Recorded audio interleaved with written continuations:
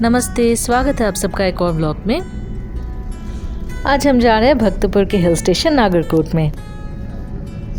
ये ट्रिप है 3 दिनों के लिए। मैं अपना टूथब्रश पैक करना भूल गई थी, तो वही मैं जल्दी में हाथ में लेकर चढ़ गई।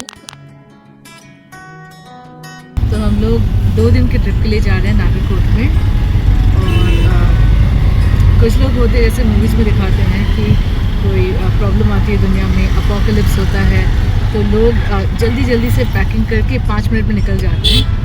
तो आज पैकिंग करते वक्त पता चला हम लोग कि we are definitely not one of those people जो जल्दी से पैक करके निकल जाए। 2 दिन के ट्रिप की पैकिंग के लिए हमें 2 घंटा लगा। तो जैसे जैसे हम आगे चलते गए, रास्ता पहाड़ों में से निकलता गया और मेरी मोशन सिकनेस भी बढ़ने लगी। फाइनली हम पहुंच गए नागरकोट में और ये है हमारा रिजॉर्ट। ये है हमारा रूम।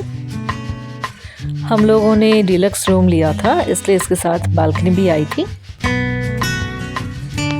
रूम बहुत बड़ा नहीं है, बाथरूम भी ठीक ठाक है।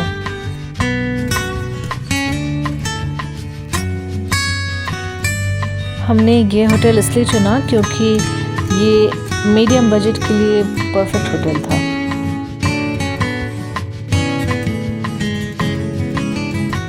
रूम में आने के बाद हमने 2 चाय मंगवाई और चाय के बाद हम निकल पड़े अपने पहले डेस्टिनेशन रानी झूला की तरफ। हमें होटल में बताया गया कि बस स्टॉप बस 15 मिनट की दूरी पर है, लेकिन हमें बस स्टॉप पहुंचने में आधा घंटा लग गया। हम बस स्टॉप तो पहुंच गए, लेकिन बसेस उस दिन उतनी ज़्यादा चल नहीं रही थी क्योंकि उसके बाद वाले दिन ही इलेक्शंस थे। बस स्टॉप से थोड़ी दूर पर हमें एक कैब ड्राइवर मिले, जिन्होंने कहा कि वो हमें रानी झूला तक ड्रॉप कर देंगे। अब मैं अकेले क्यों नेपाली गाने का मज़ा लूँ, आप भी गाने का मज़ा लीजिए।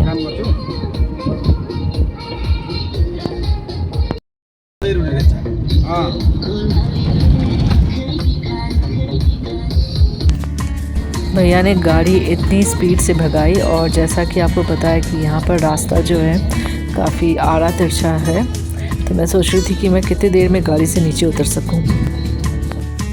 तो फाइनली हम लोग रानी झूला आ गए हैं और बस स्टैंड से हम लोगों ने सोचा था कि बस ही लेंगे, लेकिन पहले तो वो चढ़ाई और उतराई में हम लोगों की सांसें एकदम निकल गई। तो अभी एक कार से आए, आई थिंक ड्राइवर अंकल ने हमको देखा तो उनको शायद तरस आ गया कि इतने बुरी तरह से हाँफ रहे, चलो इनको छोड़ देते हैं। पैसे भी लिए बट ठीक है, 200 रुपये में आ गए। अब हम जाएंगे रानी झूला की तरफ।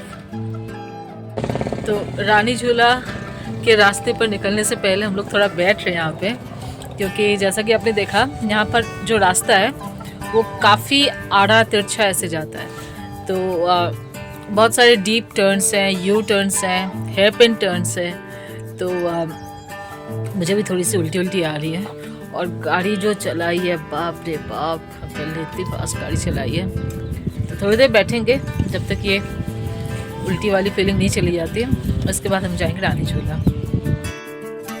फिर रानी झूला जाने का रास्ता देखकर हमने सोचा कि वहीं से वापस लौट जाते हैं, क्योंकि वो एकदम पहाड़ों के बीच से निकल रहा था और उसका इंक्लाइन बहुत ही शार्प था। मेरे हस्बैंड ने तो पहले ही मना कर दिया कि वो मेरे साथ नीचे नहीं आएंगे, वो ऊपर ही खड़े रहेंगे। उन्होंने कहा कि अगर मुझे जाना होगा नीचे तो मैं चल के नहीं जा पाऊँगा, फिर मुझे लुढ़क के जाना होगा।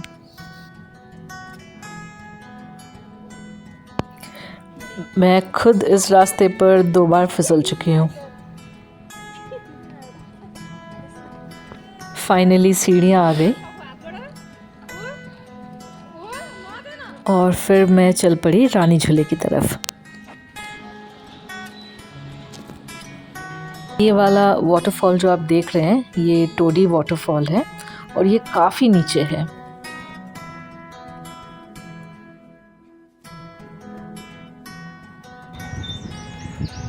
फाइनली मैं आ गई हूँ रानी झूला के एक एंड से दूसरे एंड की तरफ, और झूला जो है काफ़ी ज़ोर ज़ोर से हिल रहा है।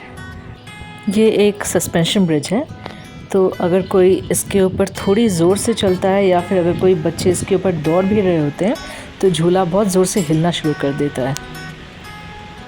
झूले से उतरने के बाद मुझे एक और रास्ता मिला, वो पहले वाले रास्ते के कंपैरिजन में थोड़ा बेटर था, तो इसलिए मैंने अपने हस्बैंड को कहा कि वो वाला रास्ता फॉलो करके वो झूले तक आ जाएं।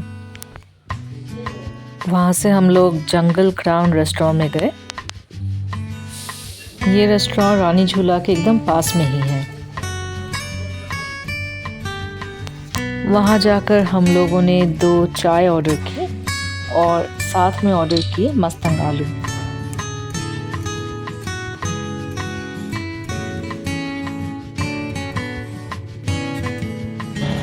तो रानी झूला से बस स्टॉप आने के लिए हम लोग को कोई भी गाड़ी, कैब कुछ नहीं मिल रहा था, कोई भी बाइक नहीं मिल रही थी। और जैसा कि आप देख रहे हैं कि शाम भी हो रही है। काफ़ी देर खड़े रहने के बाद, ऑलमोस्ट 40-45 मिनट खड़े रहने के बाद हमें एक बहुत ही हेल्पफुल एक यहाँ पर दाई भैया मिले, जिन्होंने कहा कि चलिए मैं आपको बस स्टॉप तक छोड़ देता हूँ। तो रानी झूला से बस स्टॉप का डिस्टेंस अराउंड 4-4.5 किलोमीटर का है। तो फाइनली हम लोग बस स्टॉप आ गए हैं, और वहाँ से आते वक्त मैंने ये लिया। तो ये है पाइन कोन। यूजुअली जहाँ से मैं हूँ वहाँ पे नहीं दिखता है, लेकिन एज अ सोवेनियर मैं इसको ले रही हूँ। तो अभी यहाँ से और हम लोग को 15 मिनट चलना होगा। और आप लोग शायद सोच रहे होंगे कि ऐसी जगह पे आए जहाँ पर बस कैब इजीली नहीं मिलता है, तो ऐसा नहीं है। हम लोग जिस दिन आए हैं 4 तारीख को, इसके बाद वाले दिन ही पूरे नेपाल में वोट है 5 तारीख को।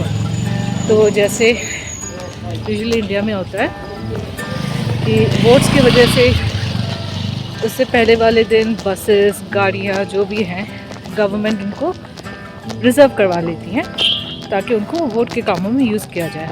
तो यहाँ पर भी वही हो रहा है। तो ऐसा नहीं है कि बहुत ज़्यादा सेक्लूडेड है या फिर बसेस या कार्स नहीं मिलते हैं, लेकिन हम लोग जिस दिन आए हैं उस दिन थोड़ा कम है।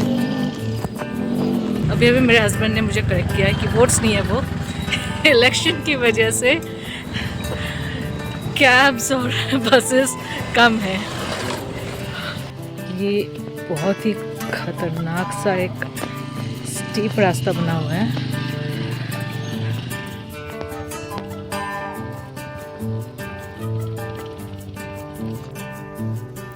शाम हो गई थी तो हम जल्दी जल्दी होटल तक पहुंच गए और वहां हमने ऑर्डर कर दिया रात का डिनर खाकर हम जल्दी सो गए, क्योंकि हमें उसके बाद वाले दिन जाना था सनराइज़ देखने। हमें पहले ही बता दिया गया था कि कल का सनराइज़ जो है शायद उतना अच्छा ना दिखे, क्योंकि काफ़ी फॉगी वेदर है, लेकिन हमने सोचा कि हम एक बार ट्राई करके ज़रूर देखेंगे। आज का ब्लॉग यहीं होता है ख़त्म। कल मिलेंगे एक और ब्लॉग पे। Thank you so much for watching.